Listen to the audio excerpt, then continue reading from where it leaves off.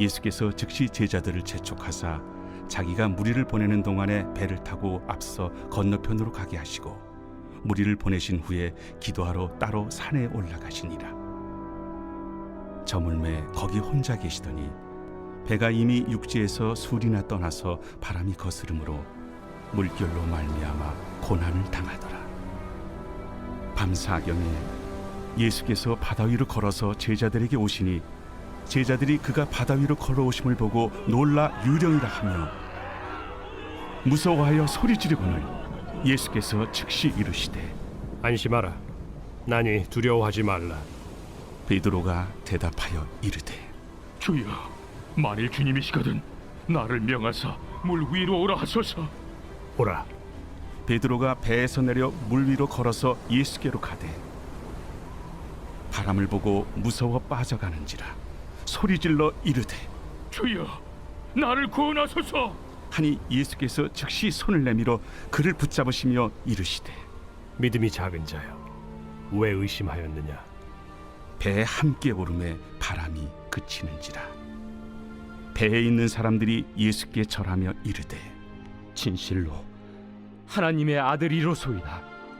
그들이 건너가 게네사렛 땅에 이르리 그곳 사람들이 예수이신 줄을 알고 그 근방에 두루 통제하여 모든 병든 자를 예수께 드리고 와서 다만 예수의 옷자락에라도 손을 대게 하시기를 간구하니 손을 대는 자는 다 나음을 얻으니라. 우리 사랑하는 브릿지 가족 여러분, 또 오늘도 함께 큐티의 자리를 믿음으로 지켜가시는 우리 사랑하는 성도 여러분, 오늘 2026년 2월 18일 우리 수요일 마태복음 14장 22절에서 36절의 말씀을 중심으로 문제는 폭풍이 아니라 예수님의 부재입니다 라고 하는 제목 하에 오늘 우리에게 주신 큐티 말씀 함께 묵상하길 원합니다. 오늘 우리가 함께 다루게 될 이 본문은요, 어제 우리가 함께 나누었던 오병이어의 기적 이야기와 함께 맞닿아 있습니다. 예수님은 제자들을 재촉해서 바다 건너편으로 보내십니다. 자, 여기서 재촉하다라고 하는 이 표현은 억지로 무엇을 하게 했다라고 하는 뜻으로 이해하는 것이 원문에 가장 가까운 해석이기도 합니다. 예수님은 마음 내켜 하지 않는 제자들을 억지로 건너편으로 보내셨다라는 사실이죠. 물론 제자들이 바다 건너편으로 가고 싶어 하지 않는 까닭은 정확히 알 수는 없지만 그곳이 이방 땅이었기 때문에 아닐까라는 생각도 잠시 해보게 됩니다. 자, 그 사이에 예수님은 무리들을 다 흩어 각자의 삶의 자리로 보내십니다. 예수님은 제자들과 무리들을 각자의 자리로 돌려보내시고 난 이후에 홀로 산에 올라가 저물도록 홀로 계셨지요. 자, 여기서 고독을 뜻하는 영어 단어가 solitude라고 하는 단어인데요. 이 단어는 돕고 홀로 있음이라고 하는 뜻을 내포하고 있습니다. 따라서 이 고독이라고 하는 이 단어는 타자로부터 소외된 어떤 극단적인 상태를 말하는 것이 아니라 자발적인 소외라고 말할 수 있는 단어입니다. 그러니까 예수님의 홀로 있음은 그저 예수님의 소외를 표현하는 것이 아니라 예수님의 홀로 있음은 어떻게 보면 하나님과 함께 있음을 뜻하는 바로 그런 의미이기도 합니다. 어떻게 보면 예수님의 사역 가운데 이렇게 하나님과 홀로 독대하는 함께 하심이 있었기 때문에 예수님의 사역 가운데의 비본질적인 것들을 떨쳐버리고 본질적인 하나님 나라의 사역을 꼭 붙잡으실 수 있지 않으셨을까 생각도 해보게 됐지요. 마찬가지로 우리 역시 하나님과 독대하는 시간이 정말로 필요합니다. 그 시간이 우리로 하여금 하나님 나라의 복음을 다시금 깊이 묵상하고 내 자신을 돌아보는 삶의 정거장과 같은 장소이기도 합니다. 그런 면에서 볼 때 여러분, 큐티는 우리에게 바쁜 일상에서 잠시나마 모든 것을 단절하고 하나님과 함께하는 바로 그 소중한 시간이 아닐까 싶습니다. 마치 무리들과 제자들을 다 보내놓고 난 이후에 예수님께서 홀로 하나님과 독대하기 위해 저물도록 산에서 하나님과 깊은 교제의 시간을 가지셨던 것처럼 말입니다. 그 시간들을 저와 여러분의 인생 가운데 잘 만들어갈 수 있기를 예수님의 이름으로 축복합니다. 자, 그러면서 들었던 생각이 있었습니다. 왜 예수님은 홀로 산에 올라가 기도하러 가면서 제자들만 따로 배를 타고 건너편으로 보내셨을까요? 그리고 예수님은 이런 상황에서 정말 어떤 기도를 하나님께 드렸을까요? 예수님이 곧 하나님이시기 때문에 전지하신 분이십니다. 모든 것을 다 알고 계시는 분이십니다. 그렇다면 당연히 제자들이 타고 간 배에 폭풍이 몰아칠 것을 아셨을 텐데 이 상황을 그대로 하나님께서 제자들에게 그대로 연출시킴으로 말미암아 우리 예수님은 제자들에게 무엇을 말씀해 주시고 가르쳐 주고 싶으셨던 것일까요? 사랑하는 성도 여러분, 오늘 우리는 마태복음 14장 22절에서 36절의 말씀을 통해 굉장히 중요한 영적인 진리 하나를 발견하게 됩니다. 자, 이 본문은 굉장히 우리에게 익숙하지요. 예수님께서 물 위를 걸으시고 풍랑 속에 있는 제자들의 배로 찾아오시는 바로 그 사건을 기록하고 있는 내용입니다. 사실 이 말씀은 단순한 기적 이야기가 아니라 저와 여러분들의 오늘의 인생을 향한 깊은 메시지가 담겨져 있다고 생각을 하는데요. 자, 오늘 우리가 붙들어야 될 핵심 메시지는 바로 이겁니다. 폭풍과 비바람이 내게 불어오는 것이 문제가 아니라 내가 타고 있는 그 배에 예수님이 계시지 않는 것이 문제였다라는 사실이죠. 본문을 보면 제자들은 예수님의 명령에 따라 배를 타고 먼저 건너가고 있습니다. 그들이 불순종해서 폭풍을 만난 것이 아니잖아요. 오히려 예수님이 그렇게 말씀하신 것에 순종했는데 순종하고 가다 보니까 풍랑을 만나게 된 겁니다. 우리의 삶도 마찬가지입니다. 예수님을 믿는다고 해서 폭풍이 사라지는 것은 아니잖아요. 신앙생활을 열심히 해도 예상치 못한 문제와 고난이 늘 우리 인생의 문을 두드립니다.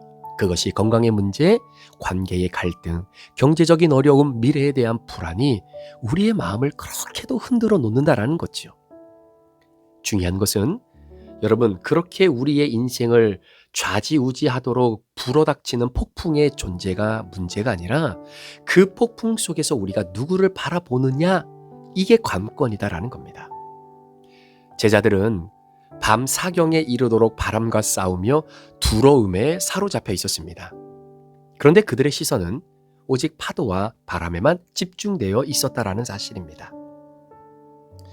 제자들이 고통 가운데 있을 때 예수님은 산 위에서 기도하시다가 이때다 싶으셨는지 제자들을 보시고 그 물 위를 걸어오셨습니다. 예수님은 멀리서 상황만 지켜보신 것이 아니라 폭풍 한가운데로 직접 들어오셨다라는 거죠. 이 장면이 사실 우리들에게 큰 위로를 가져다주는 장면 아닙니까? 우리는 때로 하나님이 멀리 계신 것처럼 느낄 때가 있습니다. 그러나 성경은 우리에게 말씀합니다. 예수님은 우리의 고난을 외면하지 않으시고 가장 두려운 순간에 누구보다도 가장 가까이 오시는 분이다라는 거죠. 예수님이 말씀하십니다. 안심하라. 나니 두려워하지 말라. 문제 해결보다 먼저 우리에게 주시는 것은 내가 너와 함께하고 있다라고 하는 예수님의 임재의 선언이었습니다. 여러분, 폭풍이 즉시 멈춘 것이 아니었어요. 먼저 예수님이 배에 가까이 오셨습니다. 왜냐하면 진짜 문제는 폭풍이 아니라 예수님이 없는 상태였기 때문입니다.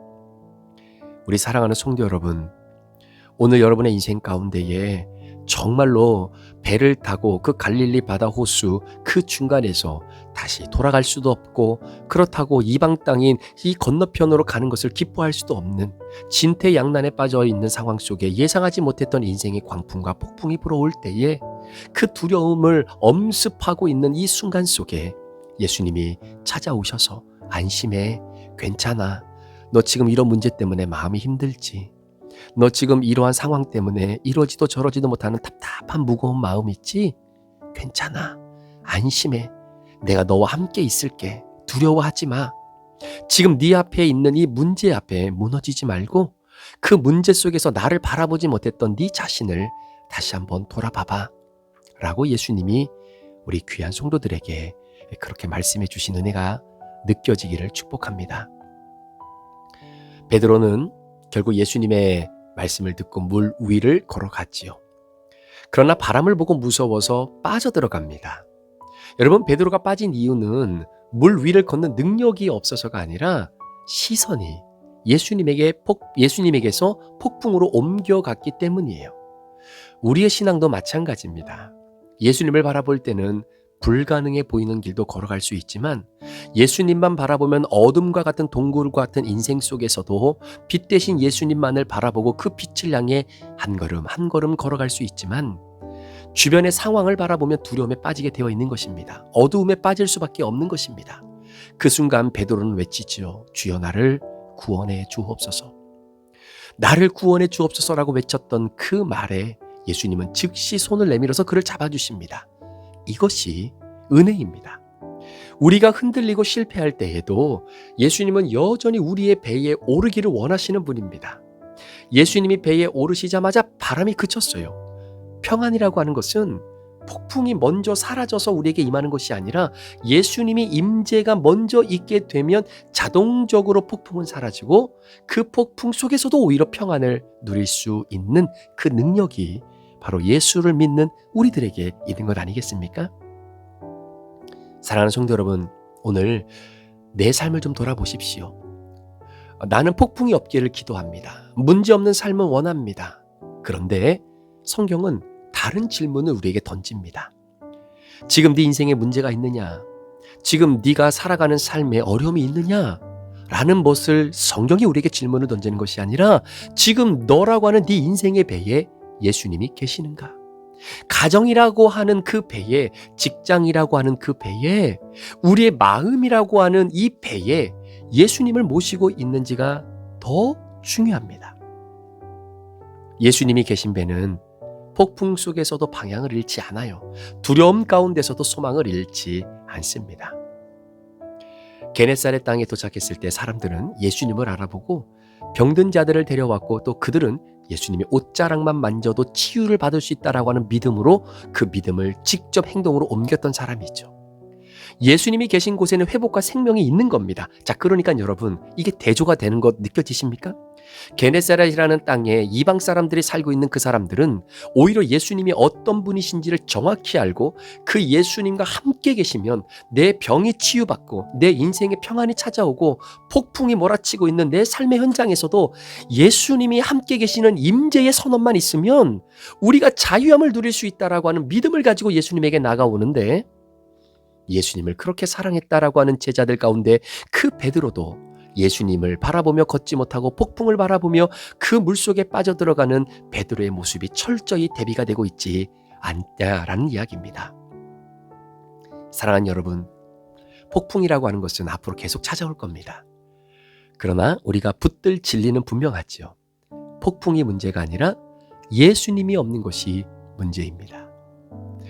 오늘 우리는 다시 한번 예수님을 우리의 삶의 중심에 모셔드리기를 축복합니다. 우리 양육 때 함께 배웠잖아요. 성경이 말하는 가장 근본적인 죄는 하나님을 하나님 되심을 인정하지 않는 것, 하나님을 내 인생의 주인 자리에 모셔드리지 않고 내 자신이 내 인생의 주인 자리에 앉아 있는 것, 그래서 주인이 나기 때문에 내가 결정하고 내가 모든 것을 판단하고 이끌어가야 되는 바로 그것이 성경이 말하는 근본적인 죄라고 말씀을 드렸습니다. 하나님을 영화롭게 드리고 하나님을 즐거워할 수 있는 우리 인간의 삶의 목적, 따라서 두려움 대신 믿음을 선택하고 상황 대신 주님을 바라볼 수 있는 그런 은혜의 하루, 여러분들의 능력, 믿음을 고백할 수 있는 복된 하루가 되기를 원합니다.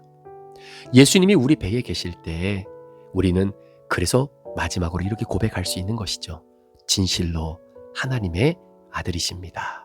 이 고백이 우리의 삶 속에서 날마다 울려 퍼지기를 우리 구주 예수 그리스도의 존귀하신 이름으로 간절히 축원합니다. 기도하시겠습니다. 하나님, 우리 인생의 폭풍은 늘 불어옵니다. 그런데 그 폭풍 앞에서 늘 좌불안석이 되어져 있는 우리의 모습은 없는지, 오늘 예수님께서 제자들에게 이걸 가르쳐주고 싶으셨던 것이 아닐까.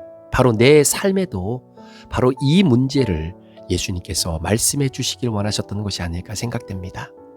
우리 사랑하는 귀한 성도들, 가정과 인생, 직장, 관계라고 하는 뱃속에 때로는 이런저런 폭풍의 문제가 불어닥칠 때가 있지만 그 폭풍 속에 함몰되어 예수님 바라보지 못하고 물속에 빠지는 그런 베드로가 우리의 모습이 아니라 예수님이 없는 것이 문제인 것을 다시 한번 인식하며 우리 가정의 배에, 우리 자녀들의 배에, 우리 교회라고 하는 공동체 배에 늘 예수님 모시고 살아갈 수 있도록 축복해 주옵소서.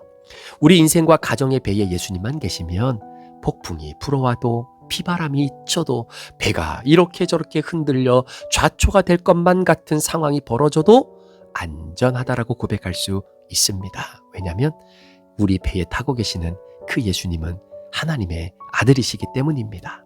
이 믿음의 고백 오늘도 멋있게 선포하며 나아가는 우리 믿음의 귀한 성도들 되게 하여 주옵소서. 감사를 드리며 예수 그리스도의 존귀하신 이름으로 축복하며 기도합니다.